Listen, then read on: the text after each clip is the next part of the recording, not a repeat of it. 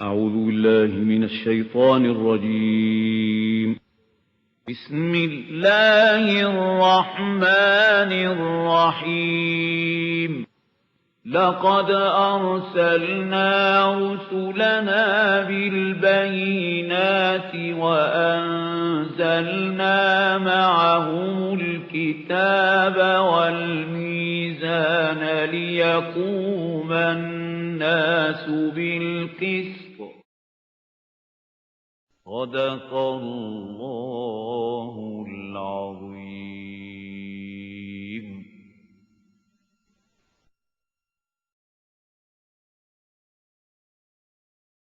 من الشيطان الرجيم. بسم الله الرحمن الرحيم.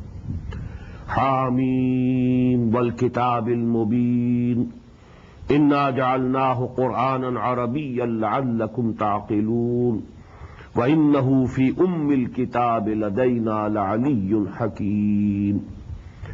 وقال تبارك وتعالى كما ورد في سورة الواقعة إنه لقرآن كريم في كتاب مكنون لا يمسه إلا المطهرون تنزيل من رب العالمين.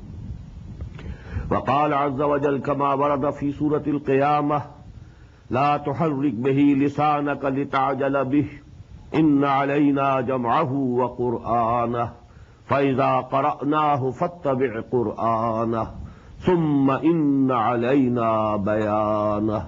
صدق الله العظيم. رب اشرح لي صدري ويسر لي أمري واحلل عقدة من لساني يفقهوا قولي.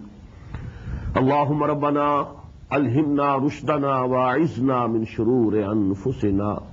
اللهم أرنا الحق حقا وارزقنا اتباعه وأرنا الباطل باطلا وارزقنا اجتنابه. اللهم وفقنا لما تحب وترضى. آمين يا رب العالمين. Dear brothers and sisters in Islam, Assalamu alaikum wa rahmatullahi wa barakatuh.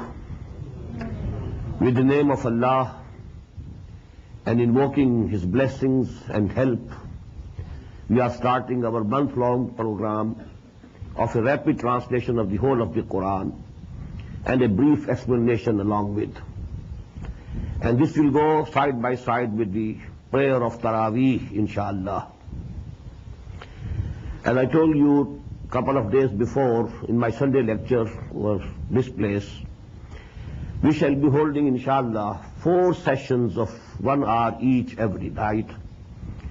For today, the first hour I'm taking, I'll try in half an hour to finish with some introduction, some basic and fundamental facts and figures about Quran Hakim, and then about half an hour for Surah Al-Fatiha, and then in the second hour, inshallah, we shall start with Surah Al-Baqarah.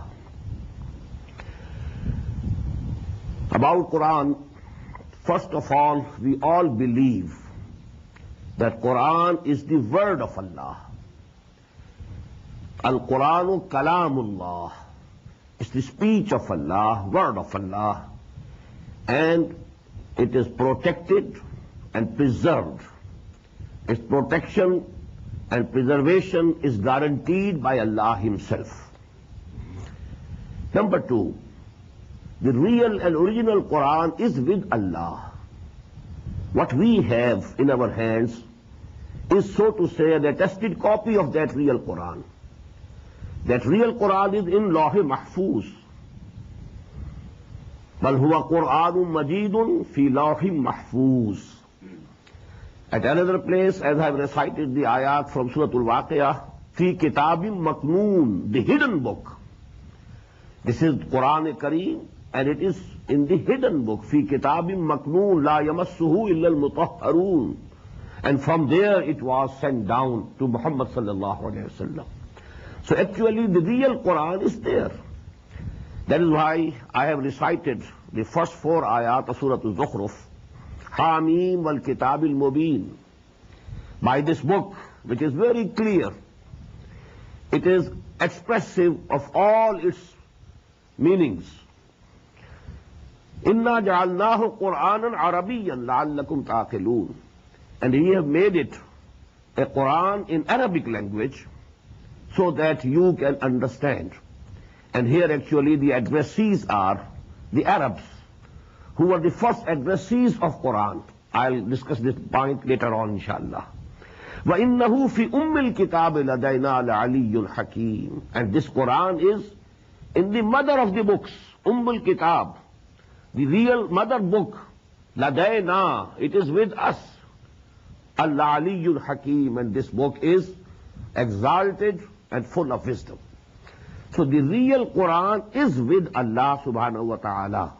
Fi lawhim mahfuz, fi kitabim maknoon, fi ummil kitab ladayna, and these are actually the attested copies of the Quran that is in lawh mahfuz. From there it was sent down, and this coming down of the Quran was in two stages. Number one, in one night, round about the year 610 of the Christian era, one night of the month of Ramadan, that is Laylatul Qadr, the whole of the Quran, from the Lawh Mahfuz and from the Ummul Kitab, as I've told you, it was sent down to the first heaven. Actually the lowest heaven from the divine side, but from our side it's the first heaven. The whole of this Quran was sent in that night, Laylatul Qadr. Inna anzalnahu fi Laylatul Qadr. Wama adraka ma Laylatul Qadr. Laylatul Qadr khayrun min alfi shahr. Tanazzalul malaikatu war ruhu fiha bi'izni rabbihim min kulli amr. Salamun hiya hatta matla'il fajr. And this Laylatul Qadr was in the month of Ramadan. That is why we have just listened in the prayer also, in the first rakat of Salatul Isha, this Shahru Ramadan alladhi undila fihi al-Quran hudan lin-nasi wa bayyinatin min al-huda wal-furqan.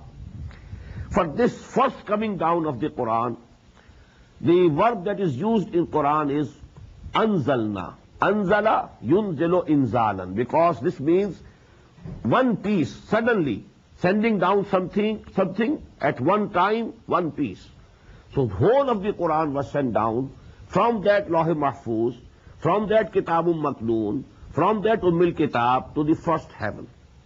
Now that is second stage was that from there it was sent down to the heart of Muhammad sallallahu alaihi wasallam through Archangel Jibreel alayhi salatu wassalam. And it was bit by bit, ayah by ayah, surah by surah. And it took 22 long years in the complete revelation of the Quran to Muhammad sallallahu alayhi wasallam. And who was Muhammad sallallahu alayhi wasallam? We all believe he was the last prophet of Allah subhanahu wa ta'ala. But here I want to mention, he was from the progeny of Ibrahim alayhi salatu wassalam through Ismail alayhi salatu wassalam. And you know his tribe Quraysh, that belonged to the progeny of Ibrahim and Ismail alayhi salatu wassalam. And they were settled, you know, being Ummul Qura, that is Makkah al-Mukarramah. So there actually, that is the place where Muhammad sallallahu alaihi wasallam was born in the year 571 of Christian era. And when he was round about 40 years, this revelation started to him in Ghar Hira, in the cave of Hira. And that was the year 610, as far as we can assess and we can know. Now during these 22 years of the revelation of Quran, for about 12 years Muhammad sallallahu alayhi wasallam stayed at Makkah.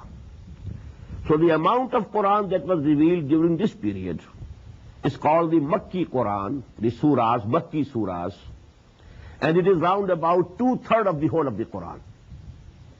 Then he migrated in the year 622 to Medina Munawwarah, and from thence till his death in 632, that is 10 years he stayed at Medina. But during these 10 years he was making journeys for battles also. For you know Battle of Badr. Then he had to go even to Tabuk, that is near the border of Syria. He had to go to different parts of the Arabian desert. So actually during this whole period of 10 years, the surahs and ayat of Quran which were revealed to him, sallallahu alayhi wasallam, they are called the Madani surahs. although all of them were not revealed at Medina properly. Some of them were revealed in different places where he was on journey. But you know, all that part of the Quran which was revealed during 10 years after Hijrah until his death, this is called the Madani Surahs or the Madani Quran. Now this division between Madani and Makki Surahs of Quran is nearly agreed upon. About most of the surahs it is agreed upon whether it is Makki or Madani. But there are slight differences of opinion about a few surahs and then about a certain ayat also. There are examples that some ayat were revealed at Makkah, but they are included in the Madani surahs. Or some ayat were revealed at Medina, but they are included in the Makki surahs. But as I told you, by and large, it is agreed upon between all the Muslims and scholars that this is a Makki surah and this is a Madani surah. An example of an important exception is Suratul Hajj. According to some people, it is Makki. According to others, it is Madani. And as far as I have been able to understand, part of it is Madani, part of it is Makki.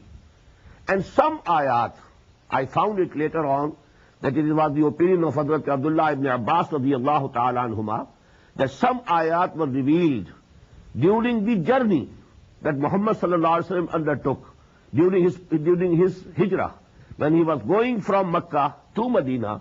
During this period, those ayat were revealed. So this surah, so to say we can call, it is somewhere between Madani and Makki, Suratul Hajj. About the rest of the surahs, as I told you, nearly there is consensus, there is agreement of opinion about whether they are Makkis or Madanis. Now fifth point is, who were the addressees of the Quran? Whom Quran addressed? I want to divide this into two parts. The first and foremost addressees of the Quran, they were the pagan Arabs, who were the progeny of Ibrahim and Ismail alayhi salatu wassalam. And Quran gives them the title of Ummiyin, because they didn't have any book. There was no prophet sent to this progeny of Ibrahim after Ismail alayhi salatu wassalam. So these people, you know, they were unlettered one. They had no education, they had no book, no law, no traditions. So they were called Ummiyin. هو الذي بعث في الأميين رسولا منهم يتلو عليهم آياته ويزكيهم ويعلمهم الكتاب والحكمة. But secondly, the addressees of the Quran were the Jews and the Christians. So to say, they were the former Muslim Ummah. They were the Ummah of Hazrat Musa alayhi salatu wasalam. They were people of the book. All of them believed in Torah. And the Jews, you know, although they didn't believe in Injil, but they did believe in Torah, in the Old Testament, and all the scriptures of the prophets.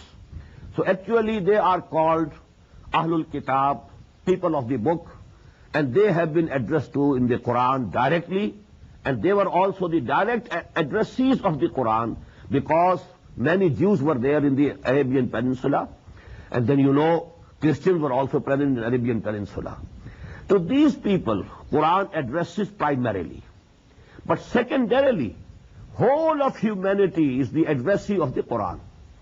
All the people, all human beings who were present in this world at the time of Muhammad sallallahu alaihi wasallam, Quran addressed them also, Ya ayyuhan nas, O people at large, O Ya bani Adam, O progeny of Adam. So actually the whole of humanity was being addressed. And not only those people who were present at the time of the advent of Muhammad sallallahu alaihi wasallam, but also all human beings who had to come to this world till the end of this world, till the doomsday. But they are being addressed, and they are the addressees. We may say they are by proxy. To them this message has to be given and communicated by the Ummah of Muhammad sallallahu alaihi wasallam. But the direct, you know, approach of Muhammad sallallahu alaihi wasallam, he addressed directly himself the pagan Arabs of the Arabian Peninsula and the Jews and the Christians of his time. The rest of the humanity, actually this mission was entrusted to the Ummah of the Muslim, of Muhammad sallallahu alaihi wasallam, that now it's the own duty to preach and convey and communicate this message of Allah subhanahu wa ta'ala to each and every human being till the end of this world. Therefore, the most important point which I want to make is that when we ponder over Quran and we try to understand it, we should have two levels of understanding of each and every ayah. First of all, we have to keep the ayat or the surahs in the context, the historical context, when they were revealed, to whom they were revealed, who were the first addressees of the Quran, to whom Quran was talking primarily, what were their ideas, what were their beliefs, what were their customs, what were their rituals. Everything has to be in the context, geo-historical context. That we call, in the term of the exegesis of the Quran, ta'wilul khas, with the special, perspective of the time when they were revealed. People who were being directly addressed. If we place the ayah or the surah in that context, and then we try to understand what was the meaning of this ayah or surah, which the people understood at that time, at that particular moment in history. And secondly, because this Quran is meant for the whole of humanity, for all times to come. It was not sent only for the Arabs. It was not sent only for the Christians or the Jews of the times of Muhammad sallallahu alaihi wasallam, but the whole humanity. So actually we have to understand the Quran secondarily in a generalized way. That is called the ta'wilul aam. Look to the words, what they mean, and just don't keep them bound with the background, historical background. Take it away from that background. And as such, you think over them, ponder over them, dive deep into their meanings, and try to generally infer from it the total and the final and the eternal guidance that Allah subhanahu wa ta'ala has provided for the humanity at large. Now lastly, the sequence of Quranic surahs in the Mus'haf that we read and recite, and the sequence in which it was revealed, these two are absolutely different. The sequence of revelation and the sequence of the Mus'haf, the book that we have, these two sequences are absolutely different. And as we know, the Makki surahs, basic principle is that they were revealed at Makkah. They were revealed earlier than the Madani surahs. But we find in the Quran, in Mus'haf, that the four Madani surahs, they are in the very beginning of the Mus'haf. Suratul Baqarah, Suratul Al Imran, Suratul Nisa, Suratul Ma'idah. Four longest Madani surahs are in the beginning of the Quran, although we know they were revealed after 12 years from the beginning of the Wahi. So the sequence of Mus'haf and sequence of revelation, they are different. Now we must understand how Quran was collected and how it was compiled. The collection and compilation of Quran, it was completed in 3 stages. First of all, the Quran was compiled in a sequence during the lifetime of Muhammad sallallahu alaihi wasallam, through the divine guidance of Hazrat Jibreel alayhi salatu wasalam. Whenever the ayat were revealed, the Prophet said to the people who were writing these ayat, there were certain people, certain companions, who were assigned the duty of writing them, Katibin-e-Wahi, we call them, who used to write those ayat, that put these ayat after such and such ayat of this surah. The sequence was going on as they were revealed, not in the sequence of revelation, but in the sequence of this Mus'haf that we have today with us. And this compilation of the Quran was completed in the lifetime of Muhammad sallallahu alaihi wasallam. Some people have cast some doubt about it, but actually it's agreed upon. It's absolutely proven fact that the compilation of the Quran was complete during the lifetime of Muhammad sallallahu alaihi wasallam, and it was done by him. But it was only in the hearts of the people. It was not in the form of a book like this. It was not collected in a book.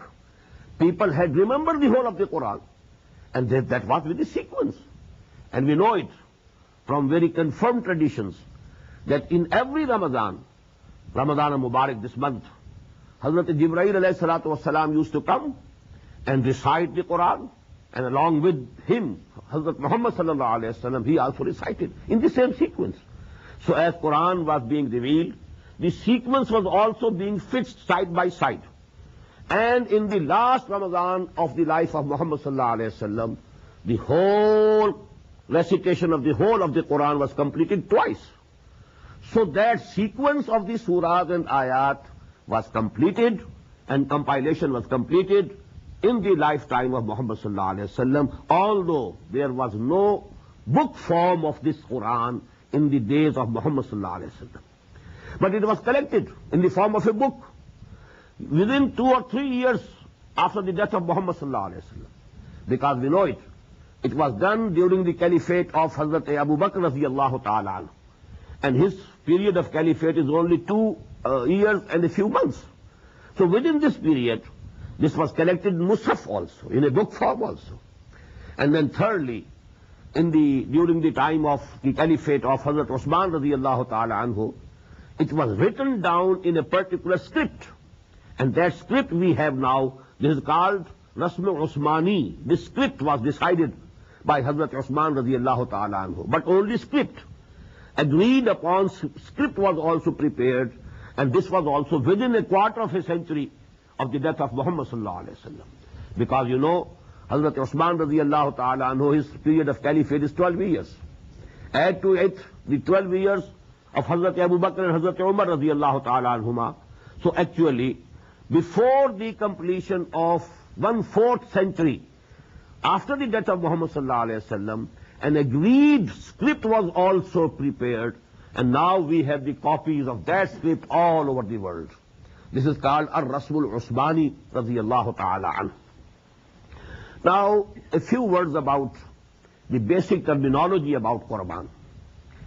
The unit of Quran is called ayah. We don't call it a sentence.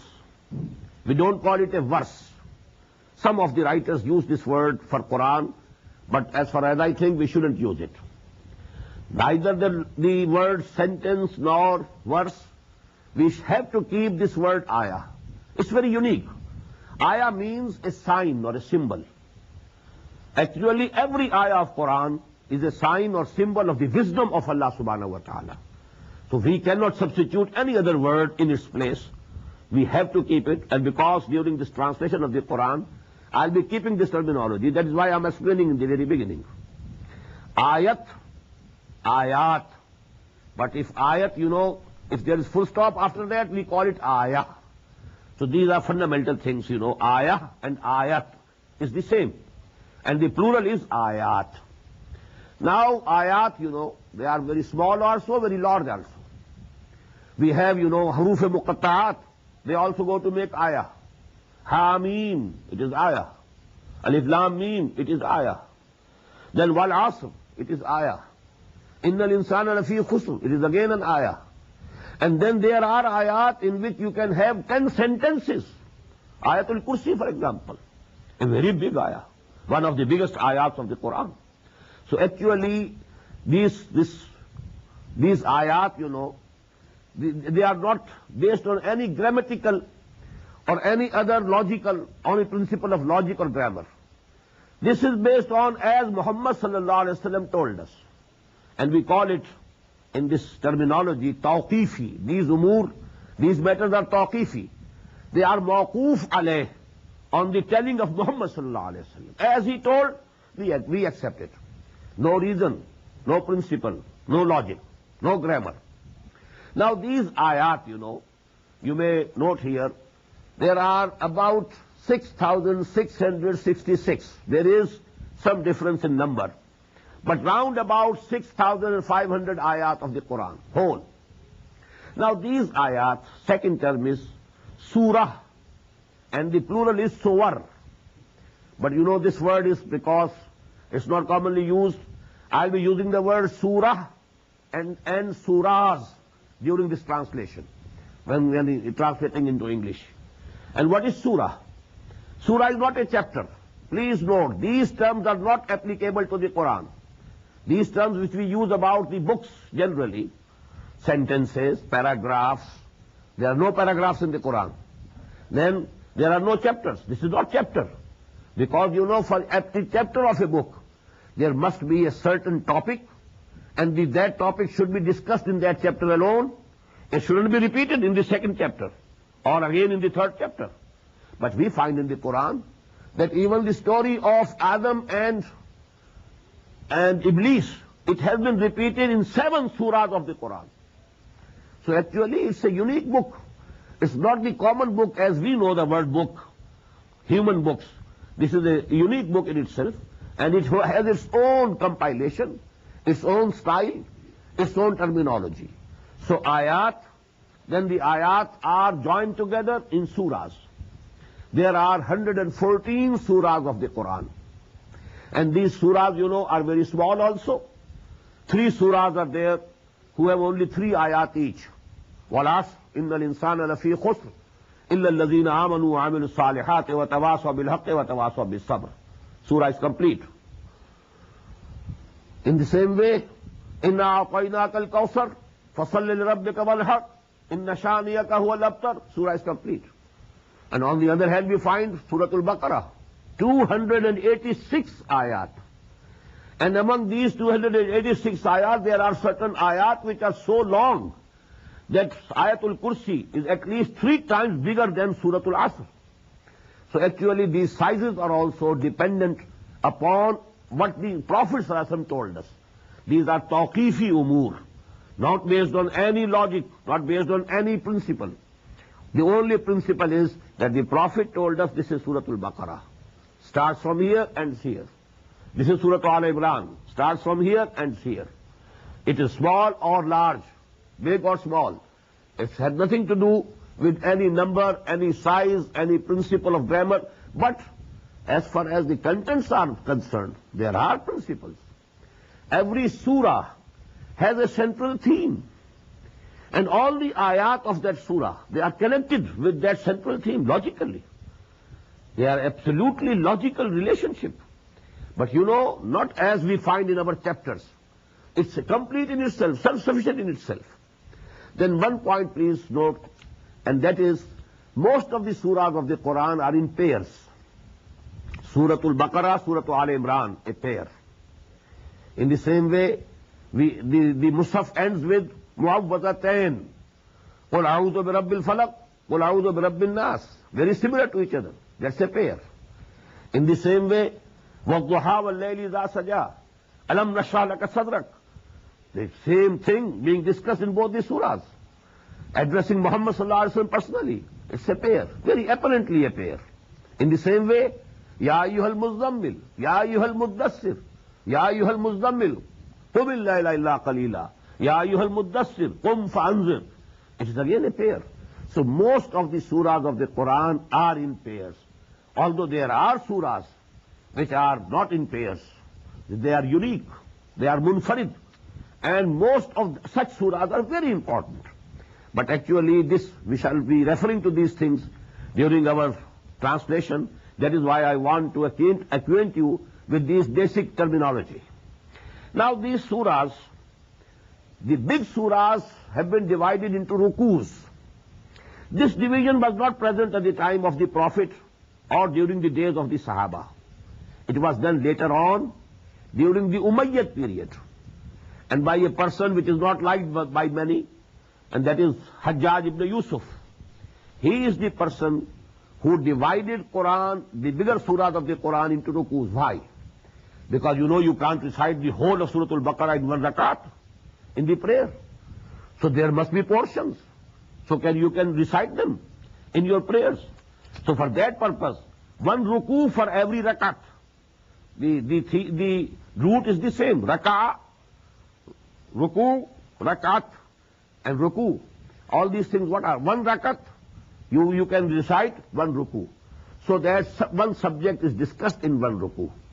So this was done later on, but it was not present in the days of the Prophet or of the companions. Radiyallahu ta'ala anhu. In the same way, then the whole of the Quran was divided into 30 parts, which we call paras, and parts in Quran. This division also was done later on, and we don't know when it was done. But it definitely was not present in the days of the Prophet ﷺ or of the companions. This was to facilitate the Muslims so that every Muslim can read and recite one para, one part of the Quran every day, so that each month he completes one recitation of the whole of the Quran. But these two words, these two terms, rukus and paras or parts, they were introduced later on. They were not present during the days of the Prophet ﷺ or of the companions radiyallahu ta'ala anhum ajma'een. But then, another word which we find in ahadith, that is hizb. The surahs of the Quran, they were grouped in such a way that Quran was divided or divisible into 7 nearly equal parts, not exactly equal. Some hizb is more than 5 paras. First hizb is more than 5 paras. Some is less, because if you divide 30 parts and you divide into 7, so what will come? About 4.5 in each. But we have somewhere it is 4.25, somewhere it is about 4, somewhere it is more than 5, as I've told you. But the beauty is, and this word was present during the time of the Prophet ﷺ, hizb, because people who had more love for Quran, they used to complete the recitation of the Quran in every week. So they had to divide Quran in 7 parts, so that they can complete the recitation of the Quran in 1 week, 7 days. So we find the beauty is that the surahs are complete. They are not broken in this division into ahzab or manzil, as we call it in Urdu generally, manzil. And the ahzab, this is the Arabic word mostly used. We have 3 surahs in the first. If you leave alone Surah Al-Fatiha, which is the preface of the whole of the Quran, then 3 surahs. Surah Al-Baqarah, Surah Al-Imran, Surah Al-Nisa, 1 manzil, 1 hizb. Then 5 in the next, 7 in the next, 9 in the next, 11 in the next, and 13 in the next, and then 65 surahs in the 7th hizb. That is also a multiple of 13. 13 into 5 makes 65. So actually there's a beauty, numerical beauty, as well as, a gradual increase, 3, 5, 7, 9, 11, 13, and then 65. So this was also present, this division of the Quran into 7 ahzab or 7 manazil during the days of the Prophet ﷺ. Lastly, there is another grouping of these surahs. And incidentally, this is also in 7 groups. These 7 groups are groups of Makki and Madani surahs. We find in the Quran 1 or 2 Makki surahs, then 1 or more Madani surahs. It becomes 1 group. Then 2 or 3 or 1 or 2 Makki surahs, then some Madani surahs, 2nd group. Then Makki, then Madani, 3rd group. Again Makki, again Madani, 4th group. Again Makki, again Madani, and so on. These are also 7 groups. We find in the first group, Surah Al-Fatiha is the only surah which is Makki. Only 1. Then 4 longest Madani surahs, Surah Al-Baqarah, Surah Al-Imran, Surah Al-Nisa, Surah Al-Ma'idah, and this goes to make the first group. This is not first manzil, first group of Makki Madani surahs. Then we have 2 surahs which are Makki, Surah Al-An'am, Surah Al-Araf. Again 2 surahs which are Madani, Surah Al-Anfal, Surah Al-Tawbah. This is the 2nd group. Then in the 3rd group, we have 14 surahs which are Makki, starting from Surah Al-Yunus, ending with Surah Al-Mu'minun, and only 1 surah which is Madani, and that is Surah Al-Nur. Then 8 surahs which are Makki, again 1 surah which is Madani, Surah Al-Ahzab, so on. Then again 13 surahs which are Makki, and then 3 surahs, Surah Muhammad sallallahu alayhi wa sallam, Surah Al-Fath, Surah Al-Hujurat, these are the Madani surahs. Then from Surah Al-Qaf till Surah Al-Waqi'ah, they are the Makki surahs. From Surah Al-Hadid to Surah Al-Tahrim, these are the Madani's 10 surahs. And this is the 6th group. And finally, it's nearly whole of it is Makki surahs, from Surah Al-Mulk to Surah Al-Ikhlas. Only the last 2 Mu'awwazatain, they are the Madani surahs. So these are also, and they are very meaningful. Every group has a central idea, central theme. And the aspects, one aspect of that subject is discussed in the Makki surahs. The other aspect of the same subject is discussed in the Madani surahs of the same group. So this is the basic terminology, because it will be repeated time and time again during my translation of the Quran. And when I want to explain what, is the meanings of those ayat and surahs. So this terminology is going to be repeated. That is why I wanted to acquaint you with the basic terminology before we start it. And now we start with Surah Al-Fatiha. أعوذ بالله من الشيطان الرجيم بسم الله الرحمن الرحيم الحمد لله رب العالمين الرحمن الرحيم مالك يوم الدين إياك نعبد وإياك نستعين اهدنا الصراط المستقيم صراط الذين أنعمت عليهم غير المغضوب عليهم ولا الضالين آمين. This surah, the first point that should be noted is, this is the first complete surah revealed to Muhammad sallallahu alaihi wasallam. Before this surah, there were isolated ayat which were revealed. No complete surah was revealed to Muhammad before Surah Al-Fatiha. 5 ayat in the beginning of Surah Al-Alaq. اقرأ باسم ربك الذي خلق خلق الإنسان من علق اقرأ وربك الأكرم الذي علم بالقلم علم الإنسان ما لم يعلم. First revelation.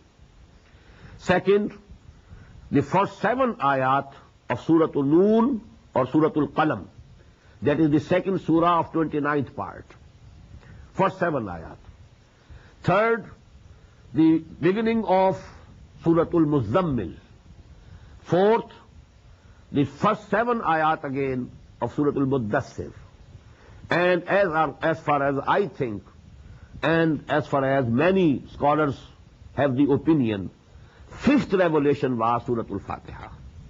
And it was the first surah which was revealed to Muhammad sallallahu alaihi wasallam complete. It consists of 7 ayat. This number is agreed, although there is a difference in counting. Some people include Surah Ayatul Bismillah in this counting. Bismillahir Rahmanir Rahim, ayah number 1. Alhamdulillahi Rabbil Alameen, ayah number 2. And they count the last, غير صراط الذين أنعمت عليهم غير المغضوب عليهم ولا الضالين, as 1 ayah. So the total comes to 7. But in the second opinion, and this is the opinion of Imam Abu Hanifa rahimahullah, and I also agree with this second opinion. I will let you know the reason of that later on. Ayatul Bismillah is not included in Surah Al-Fatiha. This is the opinion of Imam Abu Hanifa rahimahullah. This is actually a sign that a surah is beginning. And this is placed between all the surahs of the Quran except one, Surah Al-Tawbah. It has no ayat Bismillah in the beginning or before it. Rest 113 surahs of the Quran, before those surahs, this ayah has been written. It's only a sign that the next surah is beginning and the preceding has ended here. That's all. And this is not included, and most of the people don't count it every time. Anyhow, Bismillahir Rahmanir Rahim is not the ayah of Surah Al-Fatiha. Surah Al-Fatiha starts with Alhamdulillahi Rabbil Alameen, Ar-Rahmanir Rahim, second ayah, Maliki Yawmiddin, third ayah, Iyaka na'budu wa iyaka nasta'in, fourth ayah, Ihdina as-Sirat al-Mustaqim, fifth ayah, Sirat al-Lazina an'amta alayhim, separately, ayah number 6, Ghair al-Maghdubi alayhim wa ad-Dallin, separately, ayah number 7. This is the second mode of counting. Please note that 7, this is agreed upon, that Surah Al-Fatiha consists of 7 ayat, but the mode of counting is different. Thirdly, this surah has many names. And it was the custom, with the Arab people. The thing which they liked more, they gave it more names. This surah, because This is a very important surah of the Quran, very basic surah. It has, more than 50 names have been enumerated by Jalaluddin As-Suyuti rahimahullah in his very famous book Al-Itqan fi Ulum al-Quran. But the most important are Al-Fatiha. Why? Fataha Yaftahu means to open something. Miftah means the key, to open the lock. Fataha Yaftahu, to open something. Al-Fatiha, the opening surah of the Quran. So this is actually the name which is most commonly known and commonly used. And this is very meaningful because with this Quran begins as if it is opening the Quran. The opening surah of the Quran, Al-Fatiha. But Ummul Quran, Asasul Quran, there are so many names. Al-Kafiya, Ash-Shafiya. There are, as I've told you, 50 names have been enumerated by Jalaluddin As-Suyuti rahimahullah. So these are the different names. Then there is a hadith of the Prophet sallallahu alaihi wasallam narrated by Hazrat Ubay ibn Ka'b radiyallahu ta'ala anhu.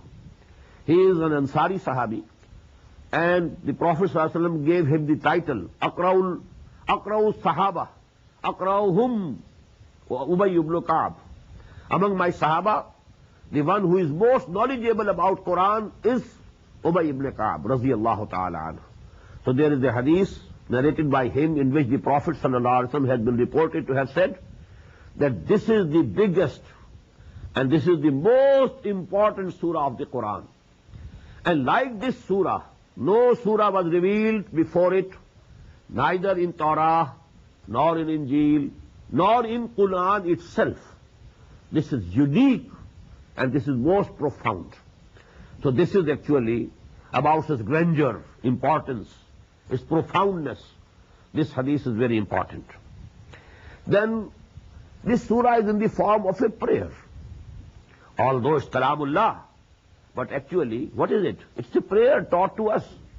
We address Allah subhanahu wa ta'ala according to this surah. Alhamdulillahi Rabbil Alameen. We are praising Allah subhanahu wa ta'ala. Ar-Rahman Ar-Rahim, Maliki Yawmiddin. Iyaka na'budu wa iyaka nasta'in.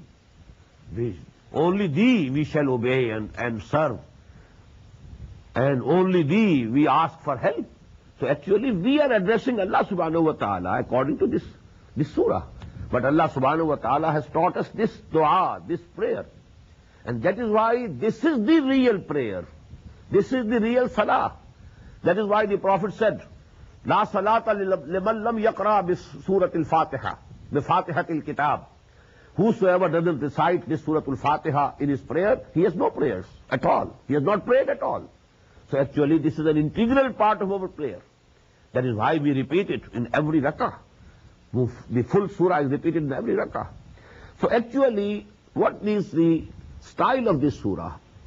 Allah subhanahu wa ta'ala in this surah has actually represented the position of a human being whose nature is non-polluted, unpolluted, unperverted, and who has the faculty of right thinking.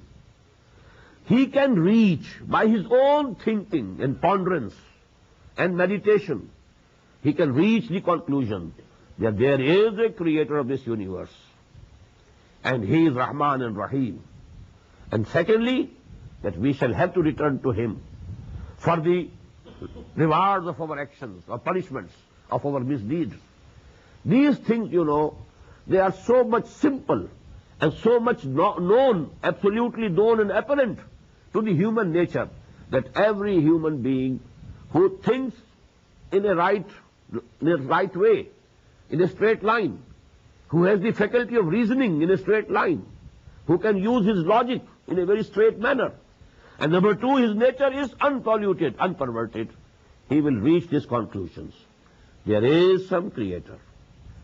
That creator is most benevolent, most compassionate, most merciful. Then he has created us, and he has produced in us a moral law, a moral sense. We know by our nature something is wrong, something is right, something is good, something is bad. When there is this knowledge, this moral law within ourselves, it cannot go unrewarded. There must be some reward. And that reward we don't find in this world. So there should be another life. So these are the basic things to which a human being, if he is good-natured, Salimul Fitrah, and if he has the right thinking, he is Salimul Aql, he will reach these conclusions. But now he has to ask for guidance. What should I do? Where should I go? What things are actually harmful for me? I don't know. I want to please you, O Allah. How should I do it? I want to worship you, O my Creator. I want to know you. I want to love you. I want to obey you. I want to please you. But how should I do it? That is actually this is the call of the nature. And this call of the nature has been given these wordings by Allah subhanahu wa ta'ala, and they have been given to us in the form of Surah Al-Fatiha. Just as we shall find, inshallah, today, in the 4th section of Surah Al-Baqarah, that when Hazrat Adam alayhi salatu wasalam committed a sin, he disobeyed Allah subhanahu wa ta'ala, he ate the fruit of the forbidden tree, then there was within him a sense of guilt. He wanted to apologize. He wanted to repent. He wanted to ask Allah for his forgiveness. But he didn't have the words. What words should I ask the forgiveness of Allah subhanahu wa ta'ala? And we find in that section, فَتَلَقَّى آدَمُ مِنْ رَبِّهِ كَلِمَاتٍ فَتَابَ عَلَيْهِ.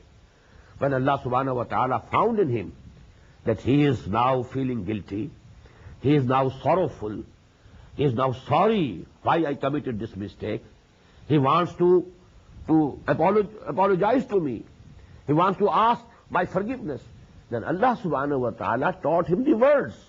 فَتَلَقَّى آدَمُ مِنْ رَبِّهِ كَلِمَاتٍ فَتَابَ عَلَيْهِ رَبَّنَا ظَلَمْنَا أَنفُسَنَا وَإِن لَّمْ تَغْفِرْ لَنَا وَتَرْحَمْنَا لَنَكُونَنَّ مِنَ الْخَاسِرِينَ. In the same way, if we imagine a person who is right-minded, who is right-natured, good-natured person, who wants to lead a simple and right life, but he wants to know what to do and what not to do. He wants to have the guidance. Now, his ihsasat, his feelings have been given these wordings by Allah subhanahu wa ta'ala.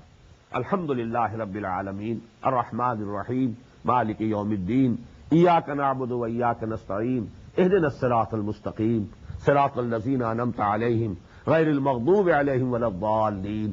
So these are the wordings from Allah subhanahu wa ta'ala, but the feelings of a man, a good-natured man, who wants to have the guidance. So that is actually the style of this Surah Fatiha. That is why, there is a hadith, very beautiful hadith, in the Sahih of Imam Muslim rahimahullah, and it has been narrated by Hazrat Abu Huraira radiyallahu ta'ala anhu. This hadith gives us a very beautiful analysis of Surah Al-Fatiha. Allah subhanahu wa ta'ala has been reported to have said, قَسَمْتُ الصَّلَاةَ بَيْنِي وَبَيْنَ عَبْدِي نِصْفَيْنِ. I have divided the prayer, that is Surah Al-Fatiha, between myself and my bondsman in 2 halves. فَنِصْفُهَا لِي وَنِصْفُهَا لِعَبْدِي. Half of the prayer is for me, and the rest of the half is for my bondsman. وَلِعَبْدِي مَا سَأَلَ.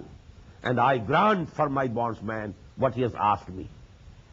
And then there is the detailed, description. When a person says, إِذَا قَالَ الْعَبْدُ الْحَمْدُ لِلَّهِ رَبِّ الْعَالَمِينَ يَقُولُ اللَّهُ تَعَالَى حَمِدَنِي عَبْدِي.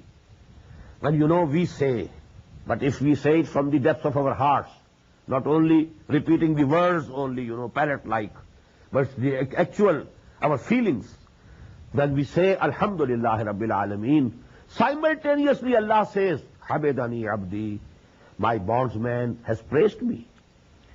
وَإِذَا قَالَ الْعَبْدُ. And when the bondsman says, Ar-Rahman Ar-Rahim, Ar-Rahman Ar-Rahim, Allah says, يَقُولُ اللَّهُ تَعَالَى إِسْمَعْ عَلَيَّ عَبْدِي. My bondsman has spoken high of me. Then when the bondsman says, Maliki Yawmiddin, Yaqulullahu Ta'ala, Majjadani Abdi, Allah says, my bondsman has glorified me. Now these 3 ayat are absolutely for Allah subhanahu wa ta'ala. in the praise of Allah. Alhamdulillah Rabbil Alameen. All praise be for Allah, who is the master and the creator and the sustainer of all the worlds. Ar-Rahman Ar-Rahim.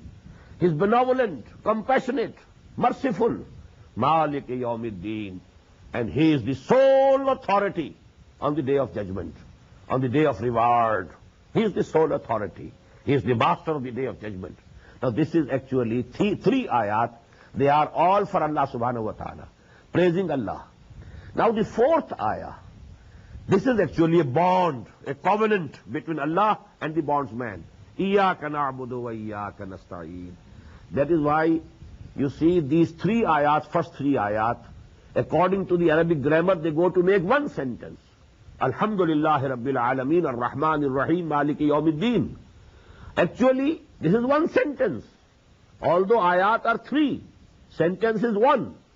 But in the fourth ayah, Iyaka na'bud, it's a complete sentence. Wa iyaka nasta'een, another complete sentence. It is comprised of two sentences. O Allah, only Thee we worship. Only Thee we serve. Only Thee we obey. And we shall translate it into future tense also. Because in Arabic, you know, fi'l mudara, it includes present and future tenses both. Only Thee we worship, and only Thee we shall continue to worship. Only Thee we serve, and only Thee we will continue to serve. Only Thee we obey, and only Thee we will continue to obey. And in the same manner, وَإِيَّاكَ نَسْتَعِينَ, and only Thee we ask for help. And only Thee we shall ask for help. We shall not ask help. We shall not invoke any other person, any other body. We shall ask help from you and you alone. وَإِيَّاكَ نَسْتَعِينَ. Now this is something in between the two. First three ayat for Allah subhanahu wa ta'ala. This is when the bondsman says according to this hadith, إِيَّاكَ نَعْبُدُ وَإِيَّاكَ نَسْتَعِينَ, Allah subhanahu wa ta'ala says, هَذَا مَا بَيْنَ عَبْدِي هَذَا مَا بَيْنِي وَبَيْنَ عَبْدِي وَلِعَبْدِي مَا سَأَلَ. This is between me and my bondsman. And I have granted for my bondsman what he has asked. What we have asked, إِيَّاكَ نَسْتَعِينَ. We want your help. He wants my help, I grant him my help. And then now the last three ayat, and that is why I told you I agree with the opinion of Imam Abu Hanifa that these ayat are three, not two. اهدنا الصراط المستقيم. Guide us on the right path. صراط الذين أنعمت عليهم. Sentence is one. These three ayat also go to make one sentence. اهدنا الصراط المستقيم صراط الذين أنعمت عليهم غير المغضوب عليهم ولا الضالين. According to the rules of Arabic grammar, they go to comprise only one sentence. All the ayat are, although the ayat are either two, as enumerated by a certain group, or three, as enumerated by the other people. And I am agreeing with the second opinion. Ihdina as-sirat al-mustaqim. Guide us on the right path. Sirat al-lazina an'amta alayhim. Path of those whom you blessed. Ghairi al-maghdubi alayhim wala ad-dallin. Who were not, who didn't have your wrath and your punishment, and who didn't go astray. So actually this is explaining the same thing. اهدنا الصراط المستقيم صراط الذين أنعمت عليهم غير المغضوب عليهم ولا الضالين.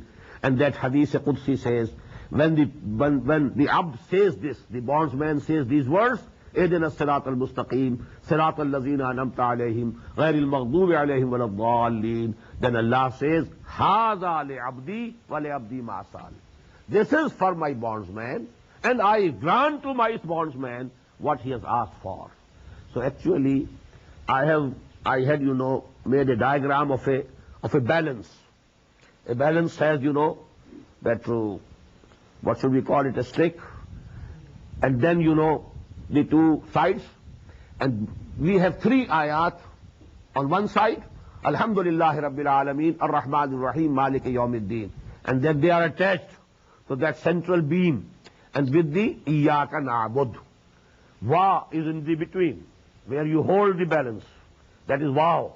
And from Waw, the second side of that beam, Wa Iyyaka Nasta'een, and with this, you know, we have these three ayat, Ihdina as-sirat al-mustaqim, sirat al-lazina an'amta alayhim, ghair al-maghdubi alayhim wa la-dhalin. Very symmetrical, very balanced, Qasamtu salata baini wa baina abdi nisfain. I have divided the prayer between myself and my bondsman into two halves. Nisfuhali wa nisfuhali abdi.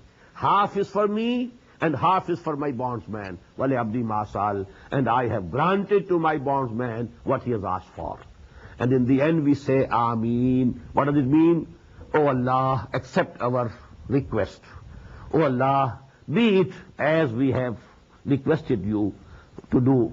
So let it be so as we have requested you to do. So that is actually Ameen. And that is the only difference of opinion is that some people pronounce it with a loud voice. Others, they just pronounce it with a very low voice. But we have to say Ameen, whether Jahran or with Ikhfa. But that is agreed upon, that we must say it in the end of this Surah Al-Fatiha. أقول قولي هذا واستغفر الله لي ولكم ولسائر المسلمين والمسلمات. الله أكبر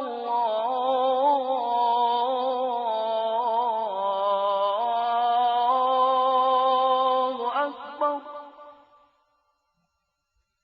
The Islamic Organization of North America, IONA, is an organization dedicated to reviving the Quran into the hearts of Muslims while bringing its message to non-Muslims.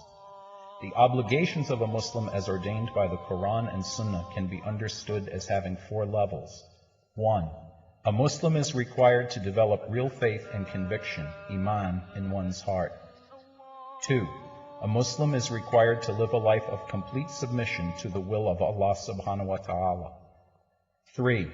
A Muslim is required to propagate and disseminate the message of Islam to humanity as a whole. 4. A Muslim is required to try his utmost in establishing the just Islamic order. The first and foremost objective of establishing IONA is to assist the Muslims in North America to uphold and implement these obligations, first on themselves, their families, inform their friends, and then to invite the non-Muslims to Islam. The ultimate goal is to seek Allah's pleasure and salvation in the hereafter. For more information about IONA, please visit us at www.tanzeem.us. You may also email us at info@tanzeem.us or call our toll-free number 866-779-IONA. Join us. Together we can make a difference. حي على الصلاة.